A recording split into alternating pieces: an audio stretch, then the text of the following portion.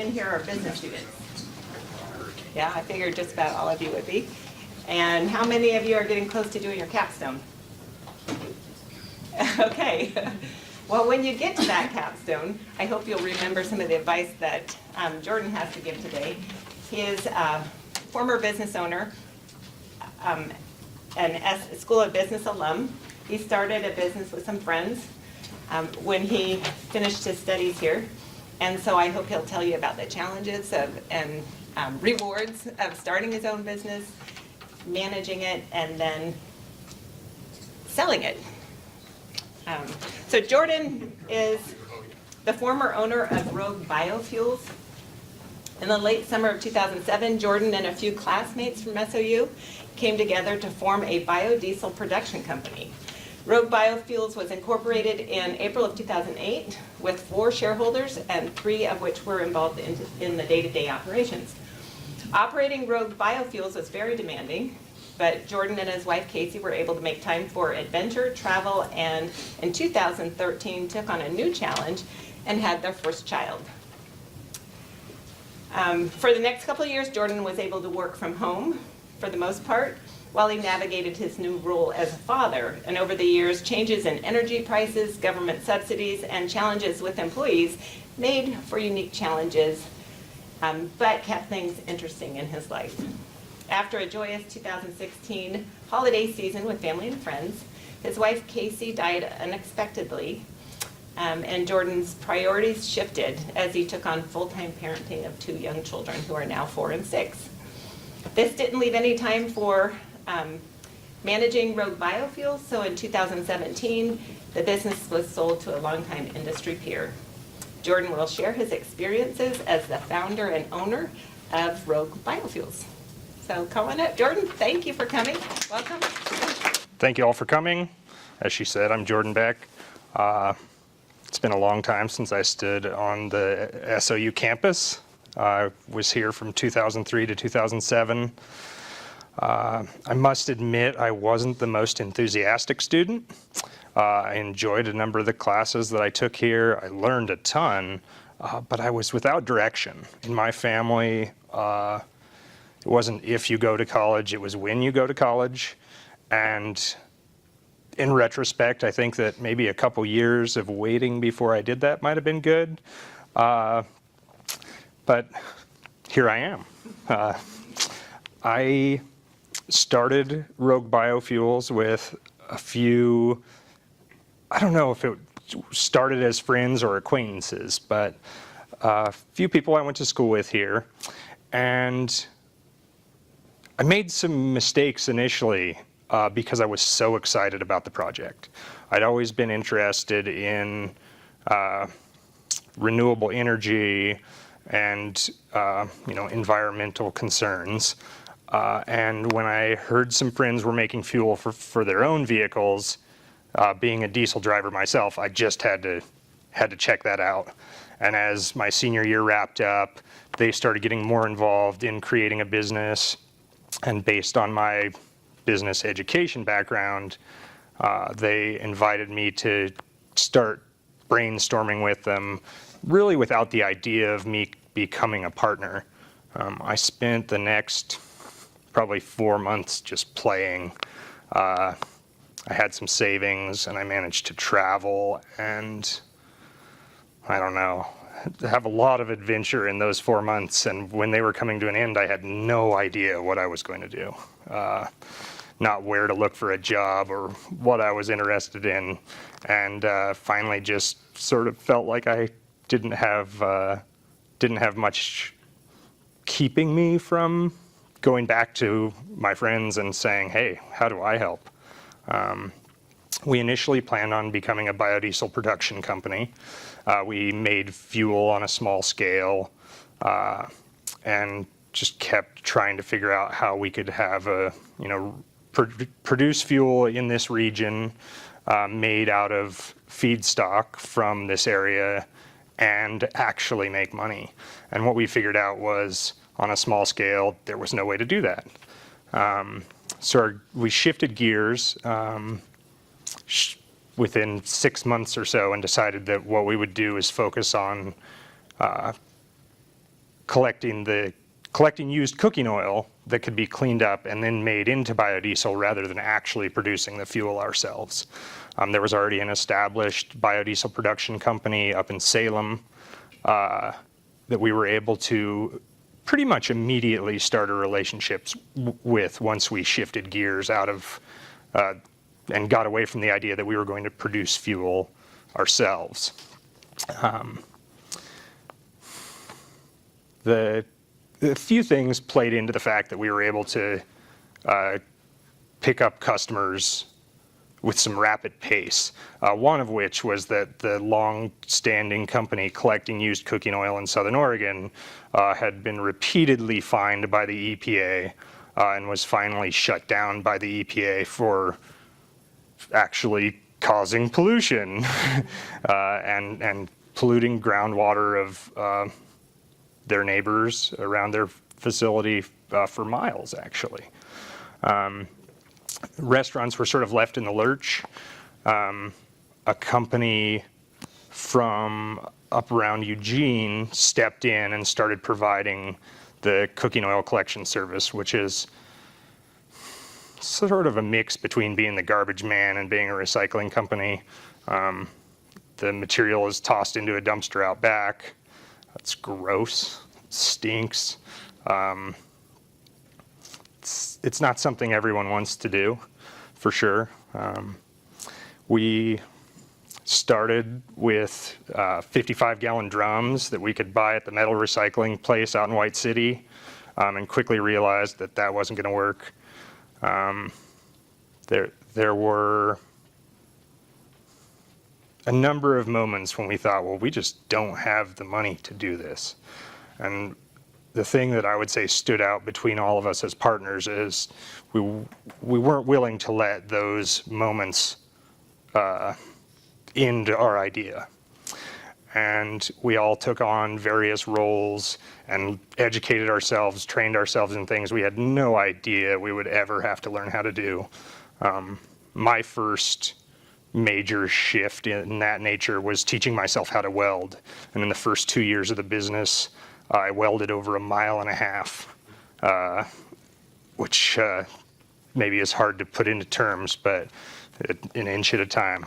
I was building dumpster-style containers that otherwise would have been $500 to $600 a piece, and managed to do that for a couple $100 a piece and create something that was unique, that managed to clean up the oil at the restaurant instead of requiring us to have major systems on the back end to clean up the same oil. So instead of relying on having expensive equipment and energy intensive process to remove contaminants from the oil, we were able to do that at the restaurant and put the garbage that they would otherwise be contaminating the oil with into their dumpsters instead of into our trucks and doing that down the line. The industry was absolutely in its infancy when I started. There were people who had been making biodiesel perhaps for decades, a couple decades, but on a commercial scale, it was really just beginning. Everyone was concerned about peak oil and the sustainability of our energy infrastructure. There were government subsidies that were available at the time. Many of my industry peers became addicted to those subsidies. They made business decisions as if those would not go away. They did, and so did my competitors.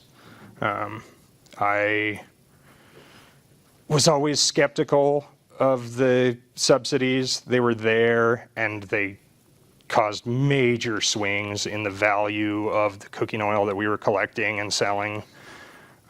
People would make investment decisions based on who was in power in the federal government, thinking that these would never lapse. And as it turned out, they would very commonly lapse. They would go for a year at a time or 2 years at a time and then lapse. and be reinstated retroactively. So if you managed to stay in business during the times when those subsidies were gone, you ended up with a big fat check later. But most small businesses weren't able to continue. Some people borrowed knowing that they might get that money back later. They borrowed from various folks. Some people just had creditors who are banks and things that aren't understanding and come and take your trucks or shut you down when you can't have that money at the end of the month.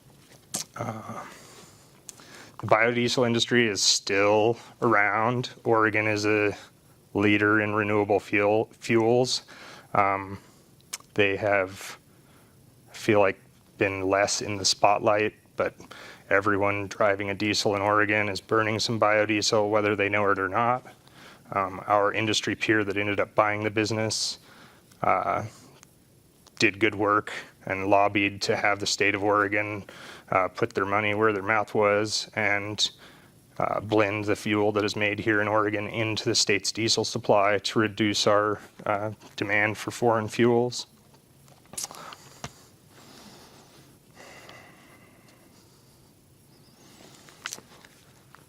When I was asked to do this, I started thinking about the strengths I had that allowed me to successfully run a business, and also got me going down the rabbit hole of my weaknesses and the things that really took away from my ability to thrive in business. I don't know that, perhaps I just missed it, but I don't know if there was enough emphasis on that while I was attending university to recognize where your weaknesses lie, and as soon as you possibly can, find somebody else to take over those areas. I spend a lot of time trying to hone my skills and get better at the things where I was inherently weak, and that was a mistake. It cost me a lot of money. When I did, over the years, admit to being bad at something and put it on somebody else's plate, it was an immediate relief and an immediate improvement in the business. The first way in which I went wrong with my business was in my partnership selection.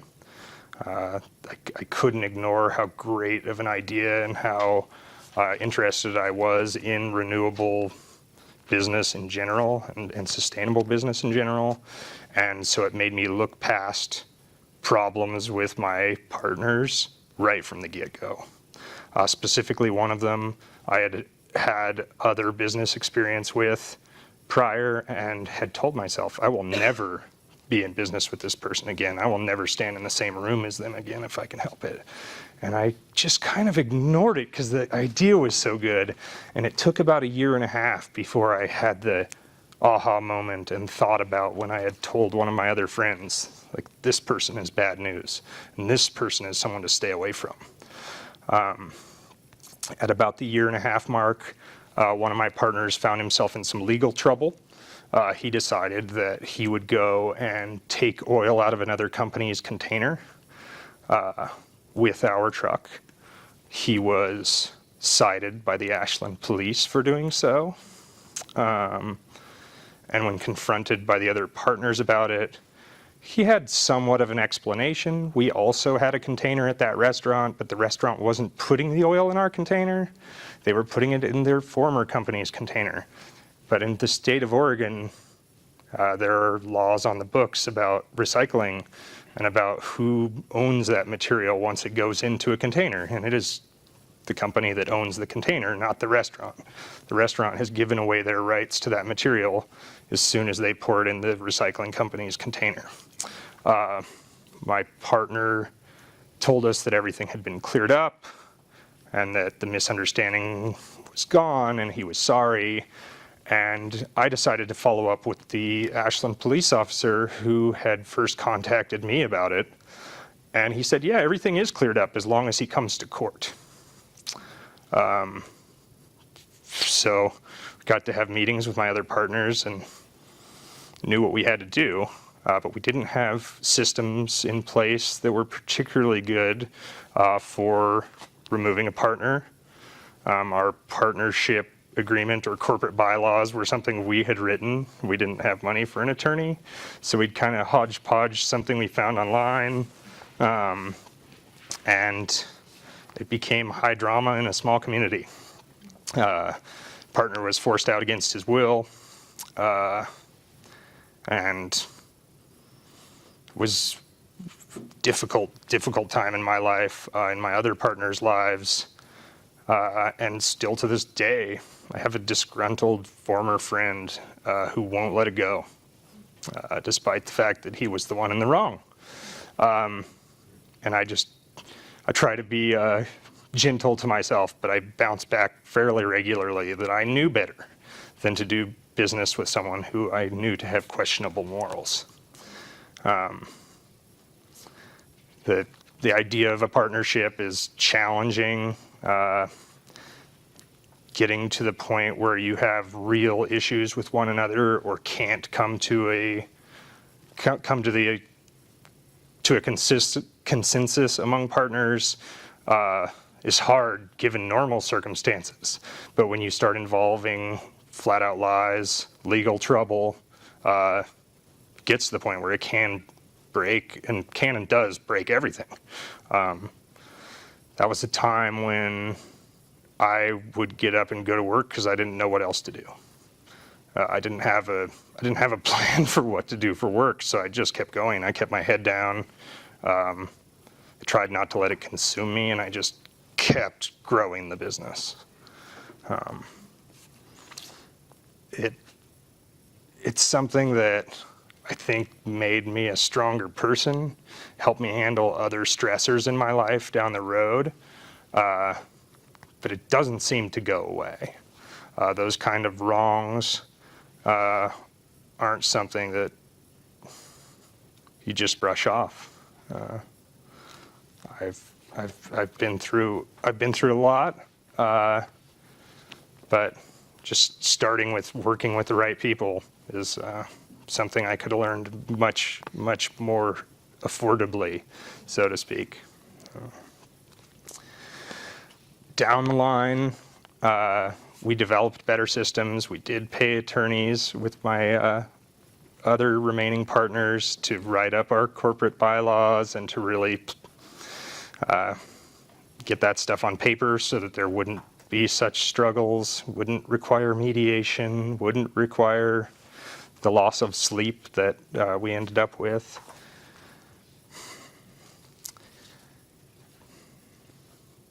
In the time that after that partner left, I still had 2 remaining partners.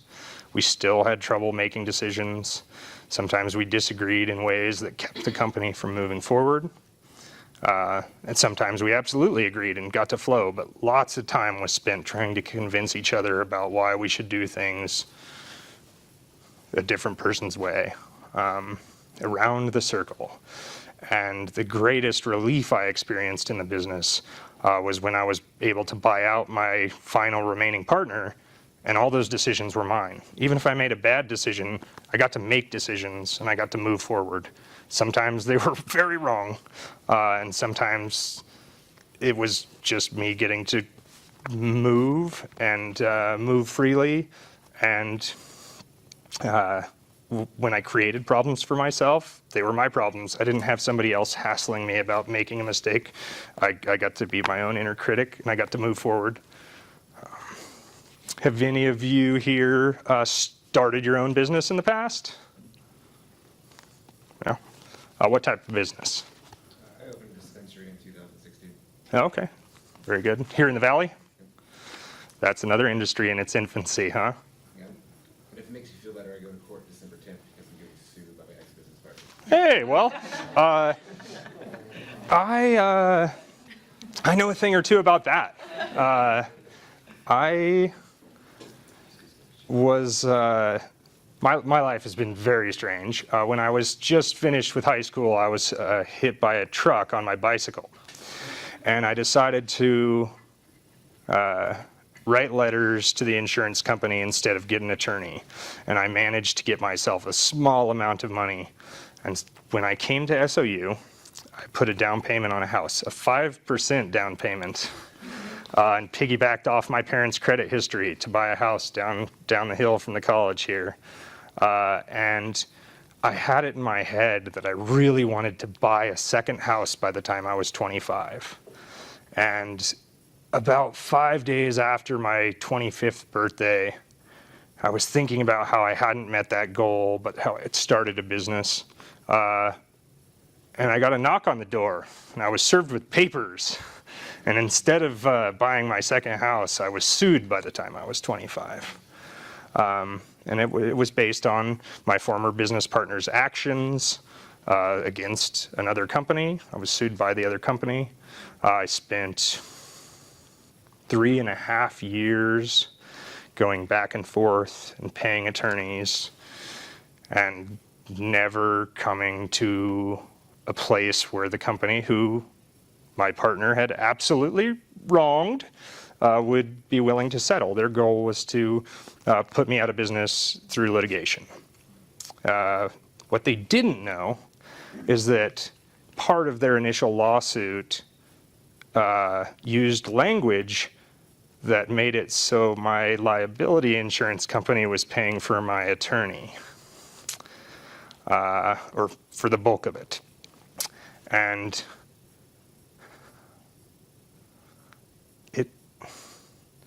the whole time, I'm working 60 hours a week plus, often driving a tanker truck, doing direct sales and collecting my own recycling routes, thinking, like, this may all be gone. I am doing this for pennies, and this may all be gone because of who I chose as a partner. It culminated with the other company actually running out of money themselves and deciding that they wanted to do mediation and determine a settlement, which I did. I got to listen to my former business partner's sworn statements about how I was the thief and the liar, not him, while I provided police reports and evidence that said otherwise. Was hard, but lawsuits are a thing. There's no way to get out of them once you're in one without following through. So real quick, as a young entrepreneur, what do you think the appeal of a partnership is? The risk, and you don't take all the risk yourself? You're starting out, you're excited? More labor resources was a big one for us. I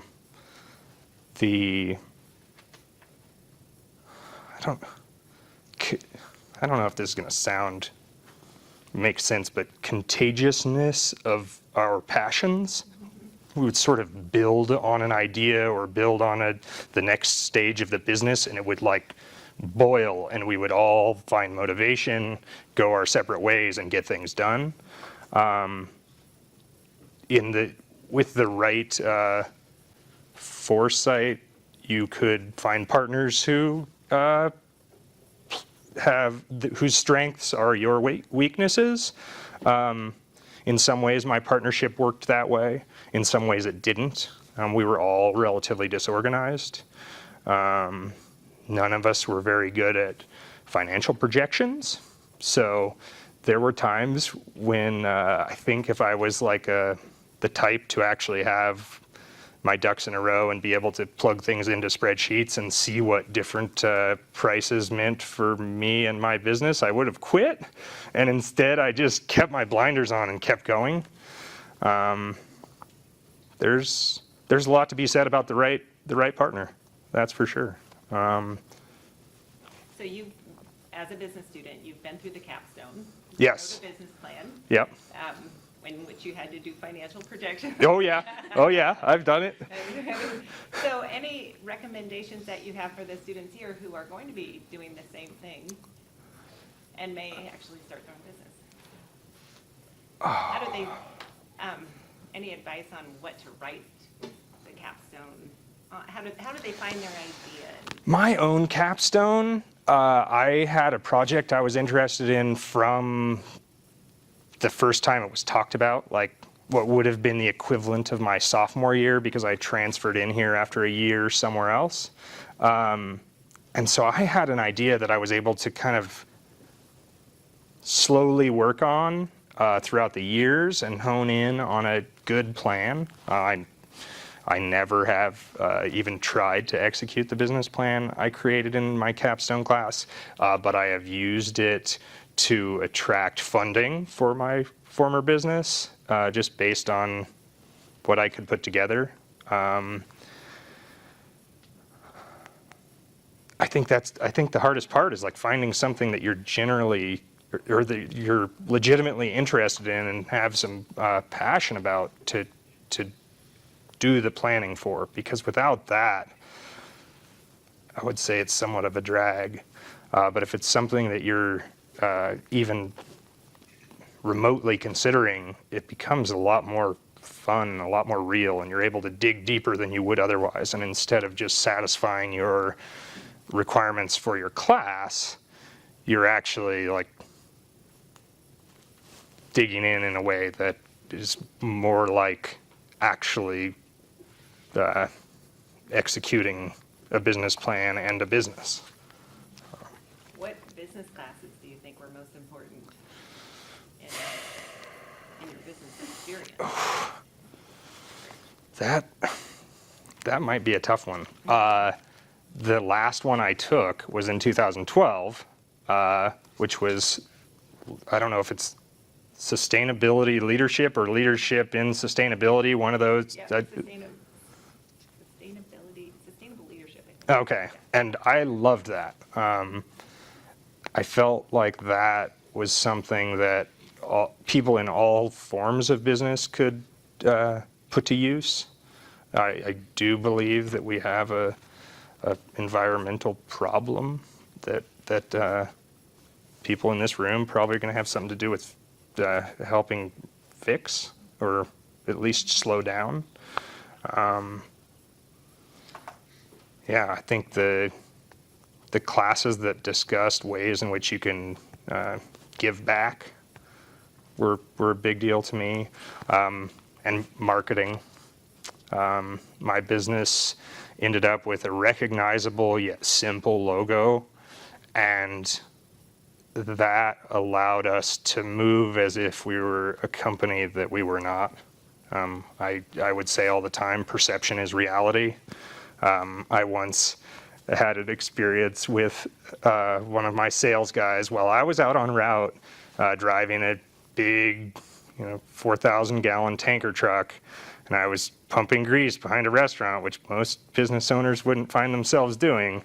And a transient fellow rode up on his bicycle and he says, "Hey, I want to let you know this company's going to fail. This company's over-leveraged. I see their trucks everywhere," and goes into this giant rant. And my salesman's like trying not to laugh. And I was like, "Yeah, I don't know, man. They seem pretty nice, but their trucks are everywhere." And at the time, we had one shiny tanker truck, and we kept it clean. And it looked like we had them everywhere because we were driving around in circles all around this state. And we had used equipment that we kept looking good. The public wasn't able to tell that things were 10 years old or 15 years old because we polished them and we shined them up and we put our name on everything. And my personal truck for almost the entire life of my business had my logo on the side. I had to drive as if my name and phone number were on the side because they were. But it managed to create a lot of relationships and open the door to a lot of business just from people seeing that and stopping to say hi.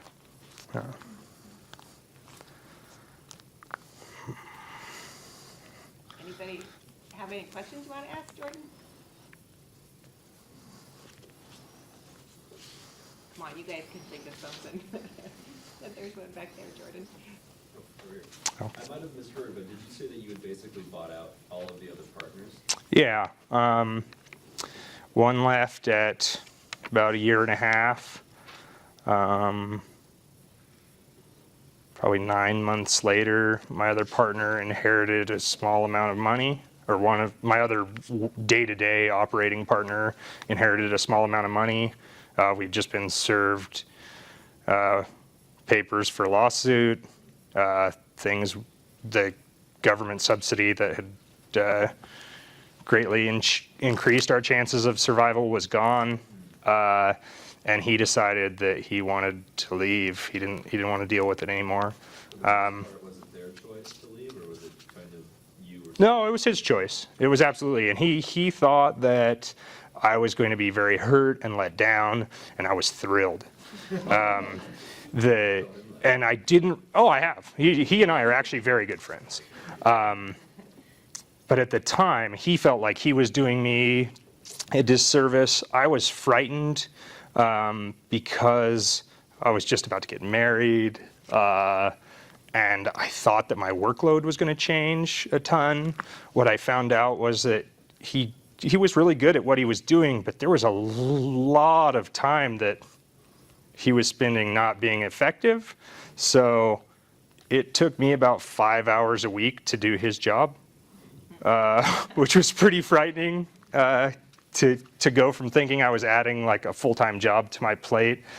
I was terrified, and then when it all came down to it, I was like, oh, I win. Let's see, and my other partner had been part of our initial financial backing. He had never looked at our bank statements. He had never looked at our tax returns. He had generally just not cared about his investment. He trusted us to a point, and he was busy with his own life, to a point where I mostly just got to operate. And when he did decide he wanted to change that up, it was very, very quickly realized that we weren't going to work together. It was hard to have operated for like 7 or 8 years without any input from someone who then decided they wanted to dictate. But we handled it like gentlemen. We avoided the name calling. We quickly realized that there was no way to move forward without buying him out, and that's what we did. And he was okay with that? Yeah. I mean, he admitted around that point that he had thought he had thrown all that money away, and that's why he hadn't really been involved. He was hoping something would happen, but he didn't want to involve himself in the stress that was our day-to-day operations, because he kind of already thought that the money was gone. And it should have been a number of different times. There were reasons why the business shouldn't exist. Having experience as a business owner, are you now, will you own your own business again, or do you see yourself working for somebody else? How do you feel about starting another one? I have started another business, but sort of only tiptoeing into it. I purchased a Sprinter van that is like decked out as a sort of executive transport vehicle, full of leather captain's chairs and a TV. Not quite a limo, but very, very nice. And have started offering wine tours around Southern Oregon. I got really excited by the initial logo design and starting some branding. And I had a very busy summer, so I just sort of put it all on the back burner. I continue to do a few tours every month, and learn about how that operated. And now I need to really follow through, get the brochures out there, start going to talk to bed and breakfasts, and get the customers coming to me. The transition after selling my business, as Ms. McBee said, my wife passed away, so I didn't have my business set up in a way that it could run with me completely absent. The general manager that I had been promoted beyond his skill set and really couldn't manage others, so we had a hard time keeping employees and finding employees. But the disruption of selling my business has been really hard. A lot of my identity was wrapped up within the business because that's what I spent from 23 to 33 doing.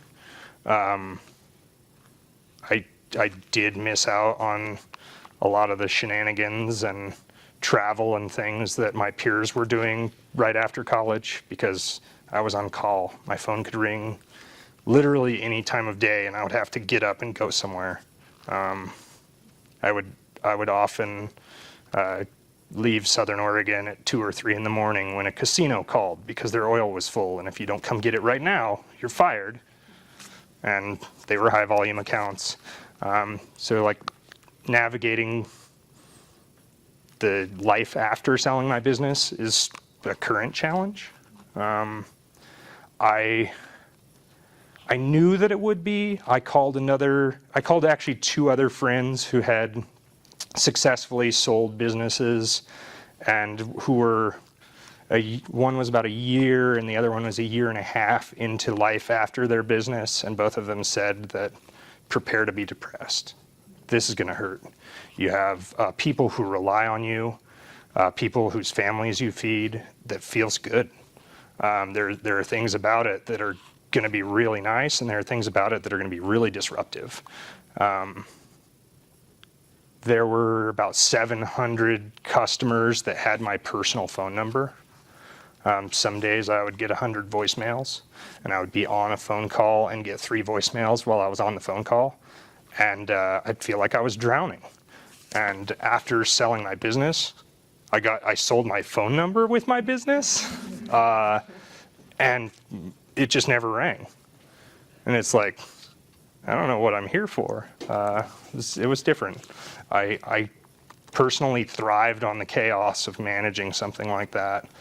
And without it, was forced to sit with myself and my own problems, which is a good thing to do, but challenging nonetheless. I struggle with my new business. I struggle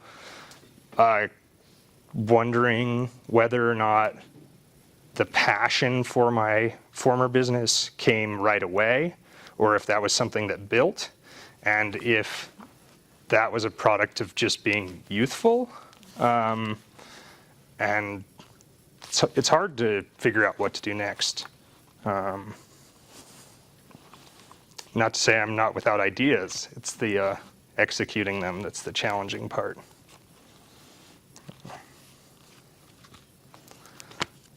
Any other questions? I'll ask one more. Yeah. You've talked a lot about taking risks, making mistakes, learning from them. I think for our students, sometimes that's the hardest thing, is taking those steps and feeling like you're messing up. What do you have to say about all of that and the learning process and the growth that takes place? I've done a lot of that learning since I got away from the business. I tried not to dwell on my mistakes too much while I was in the midst of all of it. I've had a lot more time lately to pick apart what those mistakes were and the ways in which I wasted tons and tons of money.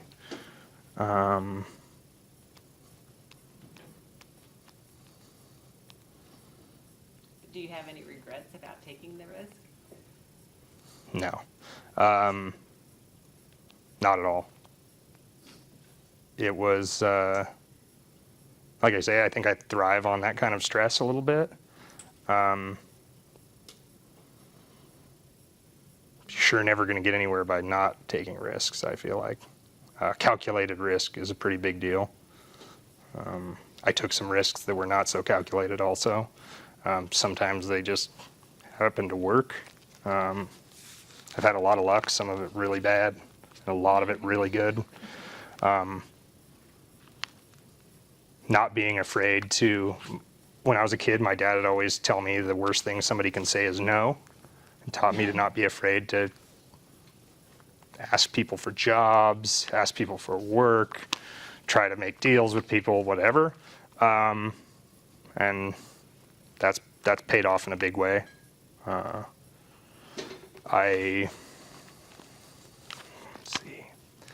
I met my largest customer, most important client through one of those. Saw him walk into a place and kind of recognized him and just followed him and sparked up a conversation with him. And within about 2 hours had totally diverted someone else's contract that was on his table and was able to pick up a fast food chain in its entirety, every single location in the state of Oregon he happened to own. And mostly I thought it was this fellow because he had a gold Rolex about this big. I didn't really know him from anybody, but I was like, oh, that's gotta be him. I know he lives here and I'm gonna go see what's up.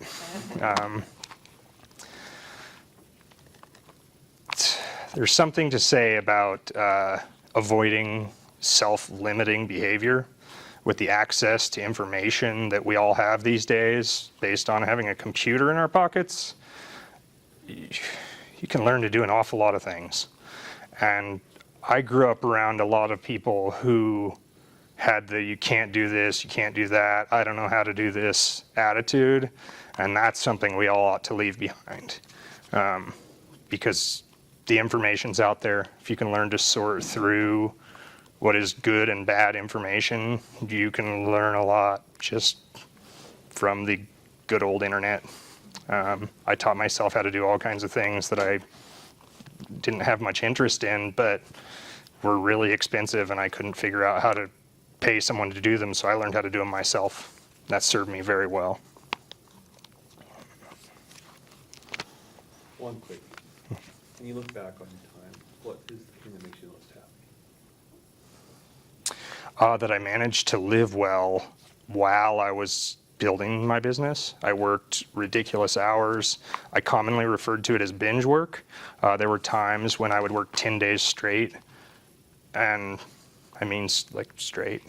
I would sleep 4 or 5 hours a night, usually in a hotel, working all over the state, and then I would have 20 days of the month to do whatever I wanted. And usually that involved some more work, but I managed to travel. I managed to stop and smell the roses, so to speak. I'm a lover of nature. I learned where I could park a semi-truck and go on a hike, despite the fact that I was in the midst of a 16-hour shift. I still managed to really enjoy life, even though I was really wrapped up in working. I made time for the people that are important to me, and I managed to prioritize living and some healthy existence while working sometimes a really unhealthy amount. Any last words of advice for these business students?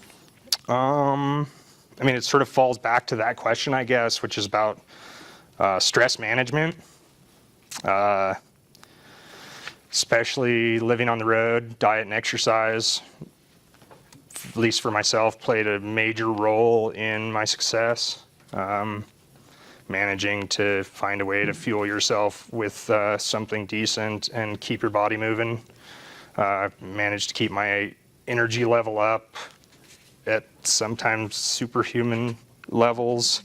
And then drug and alcohol use. I have a number of friends who are business owners, and I have witnessed some of them have some pretty sad experiences with drugs and alcohol, especially in relation to their management skills. Watch what you say to your employees. Watch people have one too many beers and tell their employees how next year they're getting health insurance or next year they're doing profit share, and never follow through. And there's a lot of ways in which you can embarrass yourself just by a slip of the tongue, and those things surely increase the odds of you doing that. I think being aware of that is pretty crucial to morale. When you misstep with employees and just say make false promises, pretty soon you don't have your employees anymore, or you don't have your best ones. And then another would be not taking it too personally when you do have people who you've supported betray you. I dealt with one employee in particular who I had taken from being someone who's like swept the floors and pressure washed and things to being my main driver. I sat in the passenger seat and taught him how to drive a commercial truck, held his hand and kind of helped him grow up. And when his life took a turn, I had his family members who had written me letters and called me and thanked me for what I had done for his life, then write letters to the unemployment board about what an awful person I was. That was very disruptive to my life. I had a hard time letting that go because I had felt so good about helping someone and putting someone in a position where they could thrive. Being able to let that go, pretty crucial to being able to move forward and move on. Thick skin. Yeah. We have thick skin as an owner. But not too thick. Having some appreciation for humanity also served me well. I did make mistakes in wanting to be nice sometimes when I should have cut ties with people, but in general I feel good about the mix of being a human and a business owner instead of just all about the numbers and all about the profits. Thank you all.